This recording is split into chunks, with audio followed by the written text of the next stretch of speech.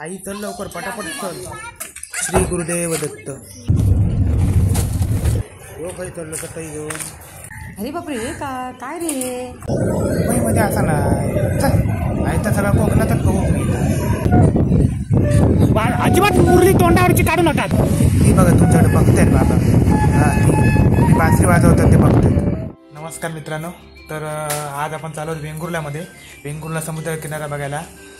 वेंगुर्ल्याचा समुद्रकिनारा आणि गारगार वारा. वा काय यमक जुळवले. तर मित्रांनो आता 1:30 वाजलेले आहेत आणि आपण आता थोड्याच वेळात वेंगुर्ल्यासाठी निघणार आहोत. तर घरामध्ये आता जेवण आम्ही तयार केलेलं आहे. चिकन आणि चपाती नॉर्मली सगळ्यांनाच आवडतं. तर ते आता घेऊन आपण तिकडे वेंगुर्ल्यामध्ये जाऊन जेवणार आहोत पहिल्यांदा. तर तिथे आता वेंगुर्ल्यामध्ये गेल्यावर जी काही धमाल मजा मस्ती आपण करणार आहोत हे आता मी तुम्हाला या ब्लॉगच्या माध्यमातून दाखवणारच आहे. तर व्हिडिओ तुम्ही शेवटपर्यंत बघावा. चला या. तुम्ही बघू शकता घरामध्ये आईची जेवणाची तयारी चालू आहे. आई चपात्या करते आणि इकडे आमचा शेड भोपळा आहे. बंड्या बंड्या उठ चल. फायनली आपल्या चपात्या रेडी आहे. हे बघा आपलं चिकनही तयार झालं आहे. वा वा मस्त घमघमाट सुटला आहे. आणि चल लवकर पटापट चल. श्री गुरुदेव दत्त.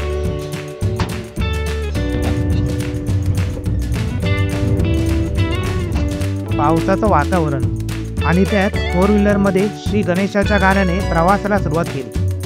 सावंतवाडीचं नैसर्गिक सौंदर्य म्हणजे एकच नंबर. जगात भारी आमची सावंतवाडी. सावंतवाडीपेक्षा अख्ख्या सिंधुदुर्ग जिल्ह्यातच 1 नंबर आहे. संपूर्ण महाराष्ट्रात कुठेही फिरलात तरी सिंधुदुर्ग जिल्ह्याची सर कोणालाच येणार नाही. तर अशा सर्व गुणसंपन्न सिंधुदुर्ग जिल्ह्यामध्ये वेंगुर्ला नावाचे एक गाव आहे.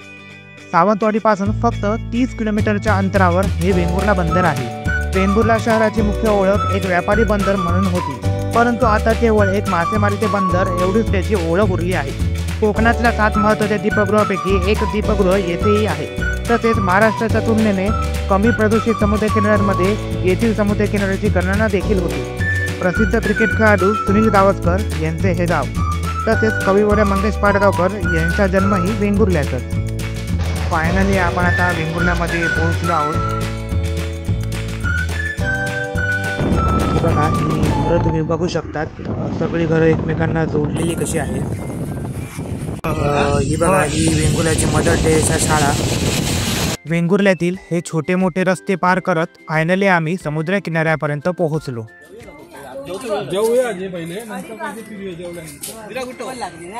घरच्यांना भूक लागली म्हटल्यावर आम्ही पहिल्यांदा जेवण करायला बसलो. ते फिरणं राहून दे बाजूला, आधी पहिल्यांदा पोटोबा. गैरसमज करून घेऊ नका असं माझ्या घरच्यांचं म्हणणं आहे. मला काय उपाशीपोटी कुठेही फिरायला सांगितलं तरी मी तयार आहे. ती पहिली खाऊक बसली बघ तरी काय सांगते ना त्यांका. मित्रांनो तुम्ही बघू शकता हा वेंगुर्ला समुद्रकिनारा आहे. तुम्हाला मी मागच्या व्हिडिओमध्ये बोललेलो होतो की नॉर्मली पावसाळ्याच्या दिवसामध्ये समुद्रावर गर्दी नसते पर्यटकांची.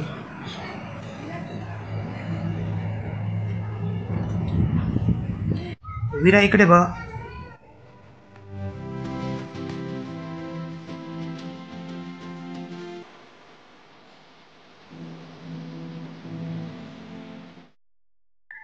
अरे बापरे काय रे अगं ते शो साठी दगड ठेवले गेला. आमच्यासोबत आम्ही थोडंसं यांनाही तृप्त केलं.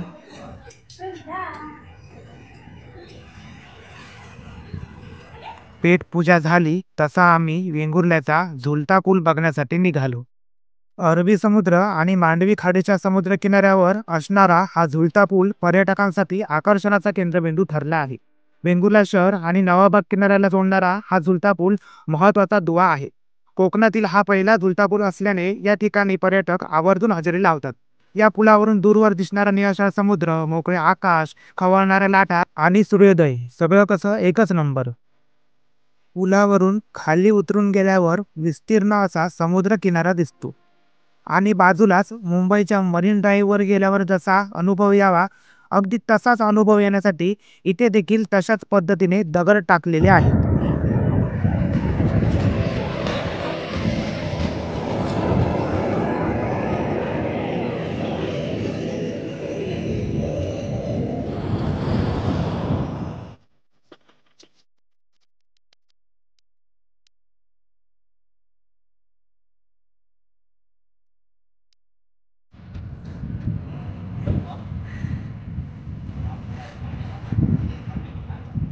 आई बघ तरी कसं झोपला तो सुशागत. चिट्टे आले. आपण आता आलो आहोत वेंगुर्ला रेस्ट हाऊस आणि वेंगुर्ला लाईट हाऊस जवळ. आपण आता रेस्ट हाऊसवर आलेलो आहोत आणि हे जे वर दिसत आहे ते रेस्ट हाऊस आहे. ते सध्या तरी सार्वजनिक बांधकाम विभाग सावंतवाडी या खात्याच्या ताब्यात आहे. इथून समुद्राचा जो व्ह्यू दिसतो तो खरंच एक नंबर आहे, जबरदस्त, फुल पैसा वसूल. तुम्हाला मी आता बोलण्यापेक्षा दाखवतो, तुम्ही स्वतः बघा. हा निळाशार अथांग पसरलेला समुद्र किनारा आणि त्यावर ह्या काळ्या दगडाला धडकणाऱ्या पांढऱ्या शुभ्र फेसाळ लाटा. क्वचितच हे नैरम्य दृश्य तुम्हाला इतर ठिकाणी पाहायला मिळत असेल. आणि या अशा बेधुंद करणाऱ्या वातावरणात बाबांचं बासरीवरचं गाणं तर व्हायलाच पाहिजे, नाही का? वाजवा काय तर वाजवा.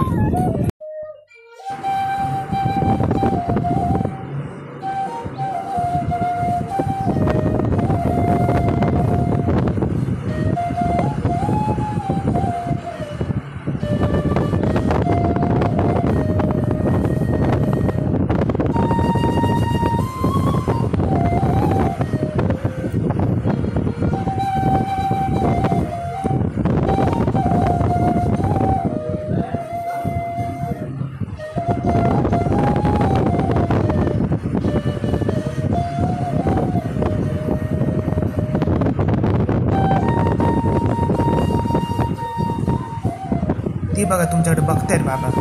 हां, ती मी बासरी वाजवतात ते बघतायत.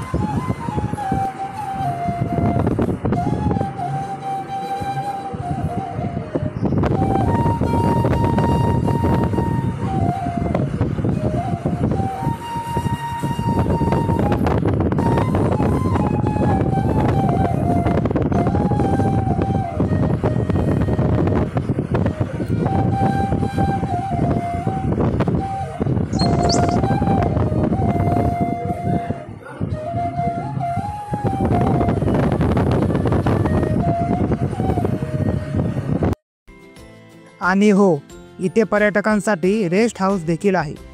तुम्हाला जर येथे समुद्राच्या सुंदर वातावरणात वेळ घालवायचा असेल तर तुम्ही सार्वजनिक बांधकाम विभाग सावंतवाडी या कार्यालयाशी संपर्क साधावा. आणि हा ब्लॉग आवडला असल्यास तुमचं मत नक्की कमेंट बॉक्समध्ये कळवा. धन्यवाद.